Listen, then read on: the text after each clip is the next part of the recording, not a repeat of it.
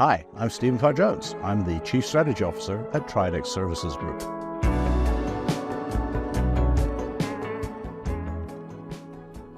It turns out that in the world of direct marketing, 60% of the success of any campaign will come from who you target and whom you avoid.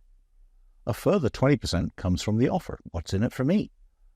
And another 20%, the final 20%, comes from the creative. What media did you choose? What did you say? You can't do successful direct marketing without all three areas, targeting, creative, and the offer.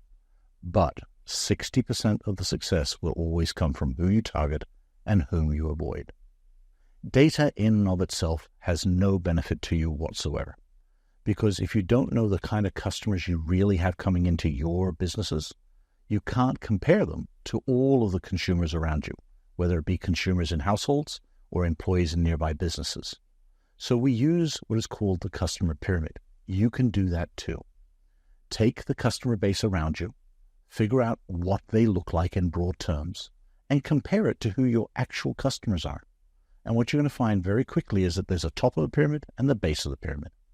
Work your way from your top customers, loyalty, email, online ordering, whatever databases you've got, and figure out how different or how like they are to everybody living around you. Hey presto, data gets turned into sales because you target better. It turns out a database is not a monolith. You can literally look at your database, and whether you segment your customers by RFM, recency, frequency, and monetary value, or if you simply segment them you have a simple database, you just segment them by when they most recently joined your database, you can start to see different groups that can perform in different ways. Here's a little secret. If you built an email database, guess what? About half the people are never going to open the email. And that half of people who never open the email, they are ripe to being reached in another media. Could be direct mail, could be text, could be push notifications. Either way, up to half of your database can get more sales with a different media message.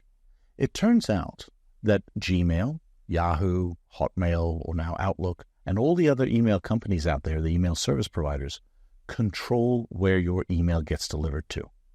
So, a quick and easy way of increasing your sales is checking what your inbox placement rate is.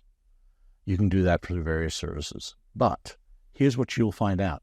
Maybe 10-15% of all the emails you send don't even get to the person's inbox. They go directly to the junk folder. That means you're missing sales. Quick estimate, 1 cent per email sent in sales, you just lost 10% of your sales. Think about how you can find your inbox placement rate. Have you thought about reaching the businesses and employees around your locations? The reality is that they can be just as lucrative for you as the consumers. And there are many ways you can do so. You can do digital campaigns only to devices that are in business offices for a long period of time during the day. You can send direct mail to offices that are known to be open as opposed to closed.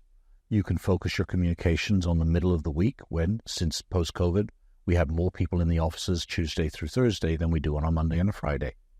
All of these are perfectly legitimate ways for you to go in and get more out of the local consumers around you. It's just that during the day, they happen to be employees. So think about how you can get to employees and consumers and not just focus on consumer households. Did you know there's a good way to improve the ROI of your total marketing spend? It turns out that it's possible to detect people who come to your website even when they leave no personal information. And what you can do is you can retarget them through most likely a piece of direct mail as soon as the next day. The way you can go about doing this is starting to put a pixel on your website that fires off to your direct mail provider the code of who it was who turned up. There's no PII data in this. It is something where we have outside companies, ourselves for example, who can then turn that into an actual address. And if we can turn it into an actual address, we can contact them. And we already know that you generated intent from them because you drove them to the website. This way you can improve your close rate and get better ROI for all of your marketing spend. Did you know that you could do conquest marketing from your competitors' clients and customers?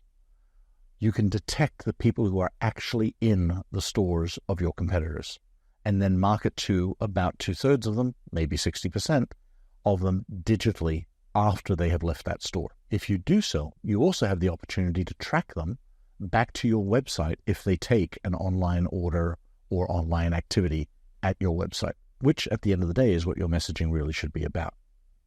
So, how do you do it?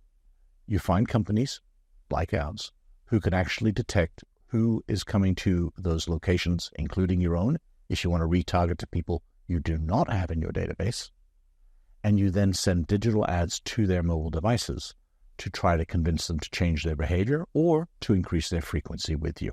Did you know that it's possible to do more than basic zip code, carrier route, or even age and income targeting? What about targeting for events? You can find out who the new movers are, who the households are who have high school graduates coming up, who the households are that have birthdays coming up in the household. Those are just the events. On top of that, there are thousands of different what we call propensity lists available. And those propensity lists literally rank every household on their likelihood, their propensity to take an action. So do you want to reach households that are really interested in Asian menus? Do you want to reach households that are more likely to buy Skechers shoes? Do you want to reach a household that has 3 cars in the garage, one of which is new and 2 of which are secondhand? It's all possible. What you can do is reach out to companies who have that kind of data available, typically somebody like ourselves, and we can help guide you through what kind of lists are available that might work for your specific business needs. Did you know that segmentation can help your business? Of course you did. You've already heard of consumer segmentation. You know about everything there is to know about it. But what about this? You can segment your stores, not just by the AUV, the average unit volume that the store has, or the sales per year. You can segment it by type of market they're in. There are markets that are more town and rural, that are more urban, by which we mean apartments, townhomes, things like that. But what we can do there is we can literally segment the entire store base, and you can start to do your marketing based on what stores look alike. How do you do it? You get a Prism count. You go and literally figure out how many households are in each what's called a Prism group. That's a cluster list. And from there, you can start classifying all of your stores. You can start to segment your stores by market types. And what you will find is that the performance of those stores vary by the market types. Your brand will be more or less suitable for different market areas. And by segmenting your stores as well as your customers, you can truly turbocharge your marketing. It turns out there are 4 fundamental ways to target our customers. At its most basic, we can hit an entire area. Let's call it a carrier route for direct marketing, or a zip code, or anything else like that. The next one up is demographics, age, income, distance from a location. Then we go up in sophistication to clusters. These are companies like Prism, Personix, Tapestry, Mosaic, who pre-group all American customers into about 70 household groups. Think upper crust, think Blue Rinse hairdos, think kids and soccer moms.